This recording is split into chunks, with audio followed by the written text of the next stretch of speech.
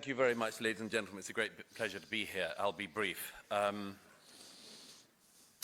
spent most of the months since the 7th of October in Israel and Gaza, and have seen as much of the conflict as I think it's possible for a non-combatant to see. I went to all of the massacre sites when they were still fresh, have spent a lot of time with the survivors, the families of the hostages.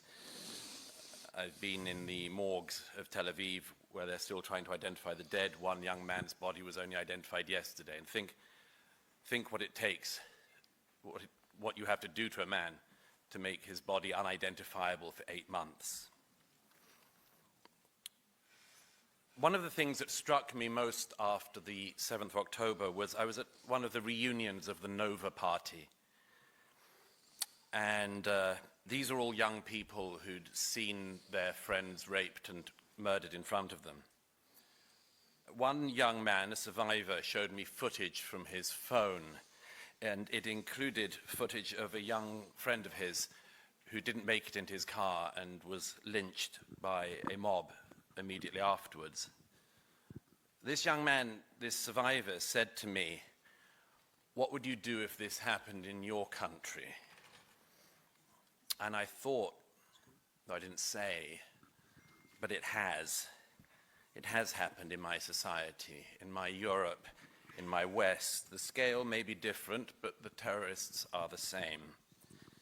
It happened here in Paris at the Bataclan. It happened in Manchester, where 22 young girls were blown up for the crime of going to a pop concert. It happened at the Pulse nightclub in Orlando. The scale was different, but the perpetrators are all the same. They're always the same people who, whether in Toulouse or Port de Vincennes, Copenhagen or Mumbai, can never restrain themselves from targeting the Jews. Yet the sympathy of so many people here in Europe since the 7th has not been on the side of the victims, but on the side of the perpetrators. Too many people mistake the victim for the oppressor, the underdog for the overdog, and those who fight terrorism with those who dream of it and bring up their children to love it from the cradle. Consider this. In every European capital, as well as in America, photographs of the Israeli hostages still in captivity by Hamas have been put up.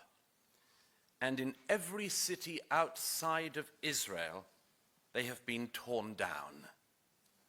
Think about that for a moment. If someone in London or Paris loses their dog, they will put up a poster asking people to help find them. And if even one person in our society went around tearing down such a poster, we would ask what had happened in our society.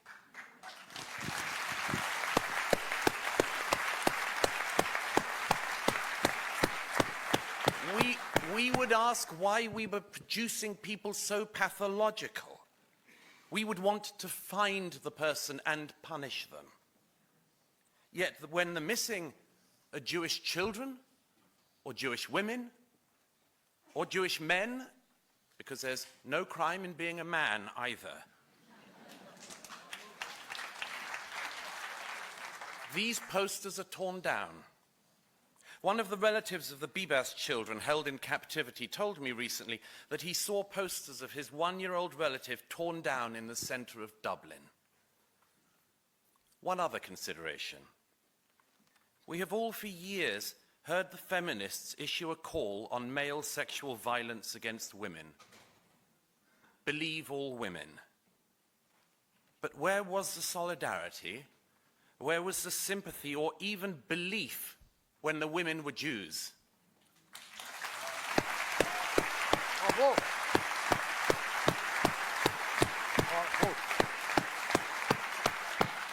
The belief evaporates. And I won't even go into the psychopathology and suicidalism of Queers for Palestine, who are a branch of Turkeys for Christmas. It was Hamas that started this war, yet much of the world has forgotten this. They've been fooled by Hamas propaganda into imagining that Israel is the aggressor. Having seen this war up close, I can tell you with 100% certainty that the war would be over tomorrow, not just if Hamas returned the Jewish hostages, but if the Palestinians in Gaza brought up their children not to hate but to love.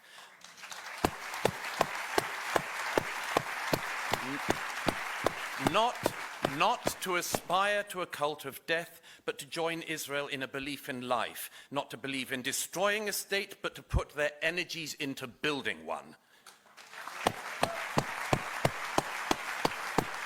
Now, each era has its anti-Semitism.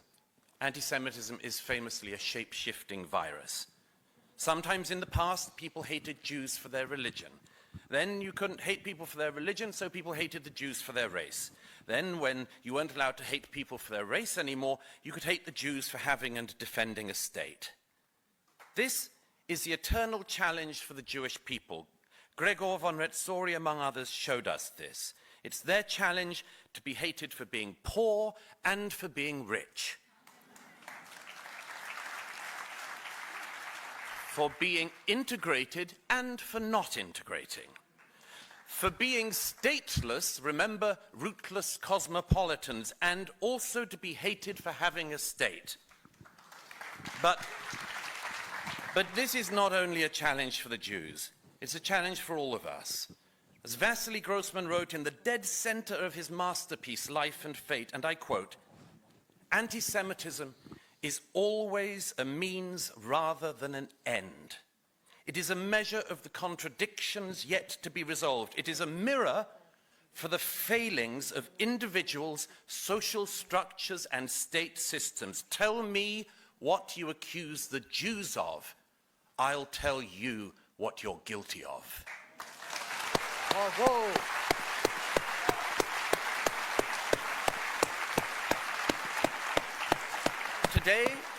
Today in Europe, this ancient hatred can come from the left and the right. We have to be alert to it and stand up to it whichever direction it comes from. Because among much else, everybody knows that anti-Semitism is an early warning sign.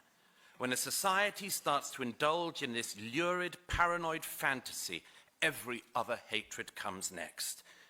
We in Europe have a special debt to history and memory, and a special debt to the Jews. And not just because of what they suffered on our continent, but because of the richness of culture, learning, and faith that Jews have brought to our civilization.